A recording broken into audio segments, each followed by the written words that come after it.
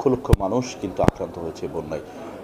এই বন্যাপীড়িত মানুষ বা বানভাসী মানুষের পাশে আমাদের সকলের এগিয়ে আসা উচিত। এখানে যারা বিত্তবান রয়েছেন, সাধারণ মানুষ রয়েছেন, কর্মজীবী কর্মচারী যারা রয়েছেন, প্রত্যেকেই যদি তাদের তাদের সহযোগিতায় এগিয়ে আসে তাহলে নিশ্চিতভাবে এই বানভাসী মানুষরা উপকৃত হবে। আমাদের মাননীয় প্রধান উপদেষ্টা কল্যাণ তহবিল বলে একটা তহবিল রয়েছে, যেখানে সোনালী ব্যাংকের একটা হিসাব নম্বর রয়েছে, সেখানে সরাসরি যে কেউ সহযোগিতা করতে পারবে।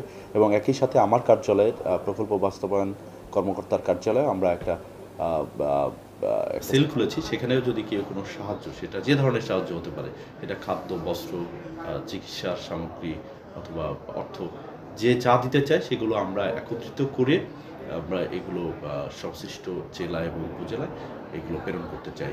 পরিশেষে আমরা বিশ্বাস করি যে সকল মানুষের জন্য কাজ করবে এবং যে কোনো ধরনের দুর্যোগে আমরা একযোগে সবাই মিলে কাজ করব, এই হোক আমাদের প্রতিশ্রুতি এবং প্রত্যয়। ধন্যবাদ।